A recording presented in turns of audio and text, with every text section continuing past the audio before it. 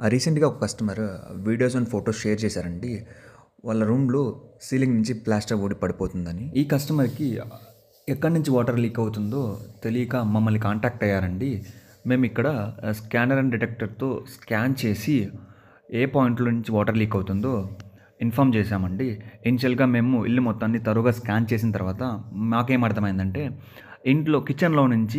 కిచెన్‌లో nano drops ఉంటాయండి. Water out వెళ్ళే పైపు అక్కడి నుంచి కొన్ని లీక్స్ ఉన్నాయండి. నెక్స్ట్ కిచెన్‌లో వాటర్ మొత్తం ఆ స్లాబ్‌లో స్టోర్ అయ్యి లోపల ఉన్న ఐరన్ రాడ్స్‌కి రస్ట్ ఫామ్ అవుద్దండి. రస్ట్ ఫామ్ అయినప్పుడు ఐరన్ రాడ్ ఒక యాక్చువల్ సైజ్ కన్నా ఐరన్ రాడ్ అనేది కొంచెం పెద్దదైపోతాయండి రస్ట్ వల్ల. కొద్ది రోజుల తర్వాత మనకి సీలెంట్ లోపల క్రాక్స్ ఫామ్ అవుతాయండి. బికాస్ ఆఫ్ ఈ సైజ్ మారడం వల్ల ఐరన్ రాడ్ కొన్ని యాక్చువల్ సైజ్ కన్నా ఆ రస్ట్ ఫామ్ అయ్యి ఆ సైజ్ అనేది డిఫరెంట్ అవుద్దండి. దానివల్ల మన సీలెంట్లో క్రాక్స్ ఫామ్ అవుతాయండి.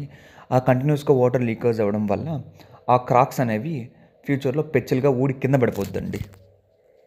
మేజర్‌గా వర్షం వచ్చినప్పుడు టెర్రస్‌లో థర్మల్ మూమెంట్స్ అండ్ క్రాక్స్ వల్ల లేదా బాత్రూమ్ నుంచి వాటర్ లీకేజ్ అయ్యి స్లాబ్‌లో స్టోర్ అవుతాయండి. చేయాల్సిన ట్రీట్మెంట్ వచ్చేసి ఆ లూజ్‌గా ఉన్న ప్లాస్టర్ మొత్తం రిమూవ్ చేసి ఐరన్ రాడ్‌కి ఫామ్ అయిన రస్ట్ మొత్తాన్ని రస్ట్ రిమూవర్‌తో రిమూవ్ చేసి ఆ ఫ్యూచర్‌లో రస్ట్ ఫామ్ అవ్వకుండా జింక్ ప్రైమర్ అప్లై చేసాం.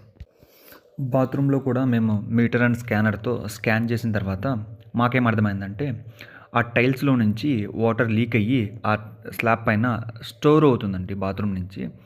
మేమేం చేసామంటే ఆ టైల్స్‌కి మధ్య ఉన్న గ్యాప్‌ని కట్ చేసి ఎపాక్సీ ఫిల్ చేసామండి. ఫ్యూచర్‌లో వాటర్ ఆ గ్యాప్స్ వల్ల లీక్ అయ్యి ఆ స్లాబ్‌లో స్టోర్ అవ్వకుండా.